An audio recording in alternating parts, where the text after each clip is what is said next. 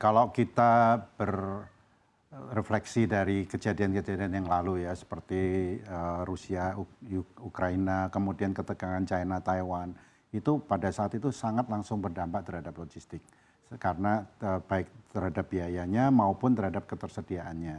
Nah, oleh sebab itu kita harus antisipasi ini. Memang serangan Iran ke Israel baru sekali ya, tapi kelihatannya ini kalau tidak ada kepastian berhenti dan lain sebagainya, ini akan menimbulkan kekhawatiran yang sangat besar sekali.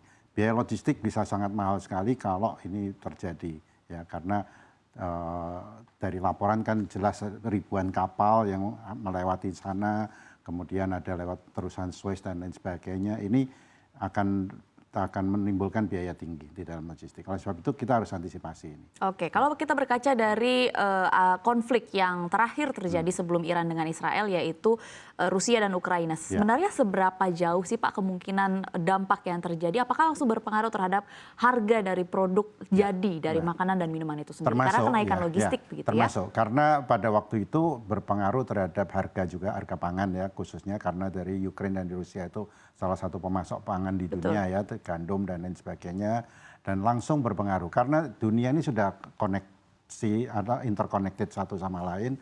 Begitu ada satu kejadian akan berpengaruh terhadap yang lain karena mau tidak mau meskipun dari belahan selatan aman tapi pasokan akan berkurang. Demikian juga kita khawatirkan hal ini akan berpengaruh.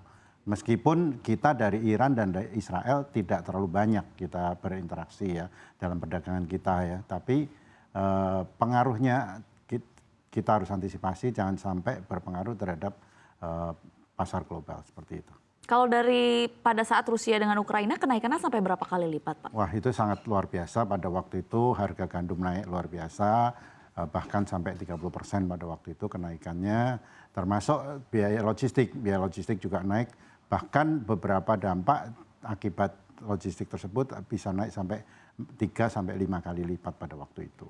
Biaya logistik naik 3-5 kali pada lipat. Waktu itu ya terjadi karena ada ketidakseimbangan kapal dan lain sebagainya. Dan itu bukan hanya di pasar global tapi termasuk di dalam negeri. Pada waktu itu antar pulau juga tiba-tiba akan terjadi kenaikan biaya logistik antar pulau yang berpengaruh terhadap harga di dalam negeri. Gitu. Oke, mungkin boleh dijelaskan kenapa akhirnya berpengaruh juga terhadap logistik dalam negeri begitu Pak? Karena kalau secara ini kan ini terjadi di global begitu. Apa korelasinya? Pada waktu itu ada laporan yang saya diinfo bahwa sebagian kapal dialihkan untuk perjalanan internasional untuk mengantisipasi kekurangan kapal dan lain sebagainya sehingga dalam negeri sendiri terpengaruh seperti itu. Oke, baik. Lalu kalau kita lihat atau mempertegas dari penjelasan Pak Adi tadi, berarti untuk industri makanan dan minuman karena kenaikan harga logistik di tengah panasnya situasi geopolitik, apakah memang bisa dikatakan bahwa ini situasi yang darurat atau gawat? Kita harus antisipasi. Memang dari pantauan kami sampai hari ini ya, dari beberapa teman logistik di pengapalan, mereka bilang belum ada kenaikan ya, belum ada pengumuman apapun di pasar global. Tapi kita harus antisipasi karena berkaca dari yang lalu-lalu akan berpengaruh. Oleh sebab itu kita harus antisipasi sejak awal. Ya, lebih baik sedia payung sebelum hujan ya.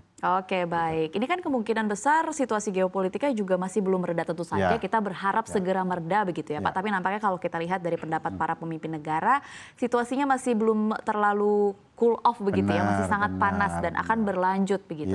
Kalau antisipasinya dari pengusaha seperti apa Pak? Ya, bagi pengusaha ketidakpastian ini mahal nih harganya ya. Kita harus antisipasi ini dan kita harus memastikan pasokan pangan, terutama pangan ini sangat penting sekali ya karena strategis, bahan baku pangan maupun pangan segar kita harus antisipasi ketersediaannya. Di samping itu bagi pelaku usaha industri kita juga harus melihat faktor harga dan ketersediaan. Di mana meskipun kita sudah punya kontrak jangka panjang dengan beberapa pemasok, tapi kalau tiba-tiba ada gangguan logistik itu akan sangat berpengaruh. Sebagai contoh beberapa waktu yang lalu karena ketegangan-ketegangan tersebut, tiba-tiba beberapa pemasok mengatakan keterlambatan pasokan sehingga kita harus antisipasi itu. Oleh sebab itu kami sangat berharap pemerintah dan dunia usaha harus bersatu. Kita harus melihat pemerintah terutama memberikan kompensasi supaya biaya-biaya tidak terlalu naik ya. dengan mereview aturan-aturan yang mengganggu, misalnya seperti itu, atau rencana-rencana aturan ke depan yang akan diterapkan ya.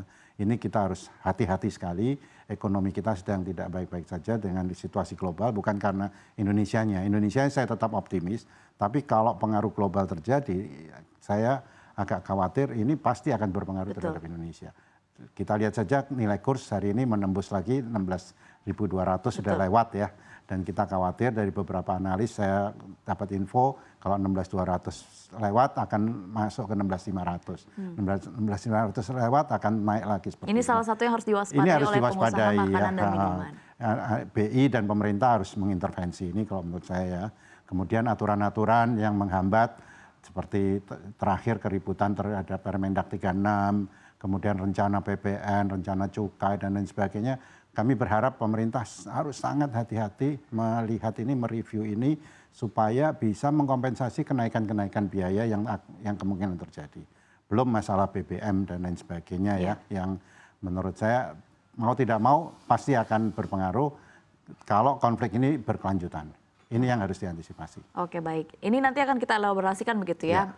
Apa saja sih sebenarnya harapan dari pengusaha di tengah panasnya atau ketidakpastian yang datang dari sentimen utama panasnya geopolitik ini nanti akan kita bahas. Tapi pertanyaan saya karena sudah disinggung oleh Pak Adi tadi yaitu berkaitan dengan melemahnya nilai tukar rupiah karena memang levelnya sudah sangat harus diwaspadai begitu pada saat ini berada di level 16.200. Kira-kira dampaknya sejauh apa Pak kalau memang akhirnya rupiah terus melemah? Ya, kita dua sisi, satu untuk eksportir dan satu untuk importir. Industri makan minuman terus terang masih banyak tergantung bahan baku import, ya, seperti gula, gandum, kedelai, garam, gula semuanya masih import. Nah, mau tidak mau ini akan berpengaruh terhadap harga pokok produksi kita. Ini yang harus diantisipasi. Tapi bagi eksportir tentunya ini akan menjadi keuntungan sendiri.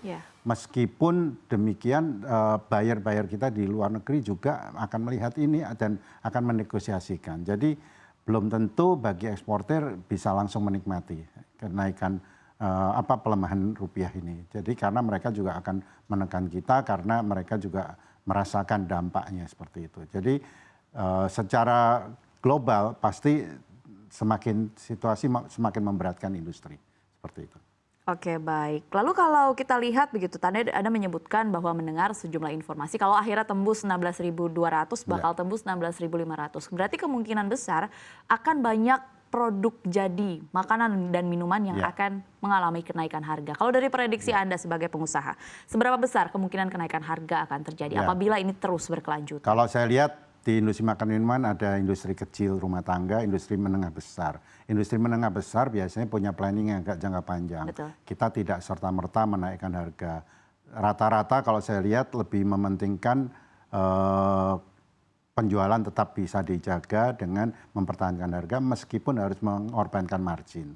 Karena kita punya planning jangka panjang. Kenaikan harga di industri besar itu harus diskusi dengan retail, dengan distributor dan lain sebagainya. Prosesnya panjang. Kita harus wait and see dulu, tidak serta-merta naik. Tapi bagi industri kecil yang ketahanan stoknya sangat rentan sekali, bahkan mereka kadang-kadang punya kapasitas stok hanya 1 hari, 1 minggu dan lain sebagainya. Mau tidak mau dengan kenaikan tersebut mereka tidak bisa berproduksi lagi kalau tidak menaikkan harga jual atau mengurangi ukuran jualnya. Ada misalnya sering kita dengar industri tempe mengurangi ukurannya supaya tetap bisa harganya dipertahankan dan lain sebagainya. Strategi-strategi itu harus dilakukan oleh teman-teman kita yang di IKM. Tapi bagi menengah besar saya yakin masih panjang prosesnya untuk memutuskan kenaikan harga tersebut. Apalagi situasi saat ini daya beli masyarakat belum pulih sepenuhnya, kita sangat hati-hati dalam menaikkan harga. Oke, baik. Kalau ini terus berlangsung begitu Pak, tentu saja kita tidak mengharapkan begitu ya, tapi kalau memang ini worst case terus berlangsung, kapan kira-kira kenaikan harga dari makanan dan minuman akan terasa begitu di masyarakat? Saya kira lihat 3 bulan ya, prediksi saya dalam 3 bulan ini kalau benar-benar terjadi guncangan yang luar biasa, terutama nilai tukar rupiah, ya kemudian kenaikan harga pangan dunia, kenaikan logistik yang luar biasa, mau tidak mau kita harus mereview 3 bulan ke depan seperti apa. Kalau dalam 3 bulan ini benar-benar terjadi, mudah-mudahan tidak ya, kita tidak berharap itu. Tapi kalau terjadi mau tidak mau kita harus review. Nah, karena ini akan menjadi beban berat bagi industri. Karena industri sekarang sudah semakin tertekan marginnya akibat kenaikan-kenaikan yang luar biasa. Sementara harga jual tidak bisa dinaikkan sebesar kenaikan biaya-biaya tersebut.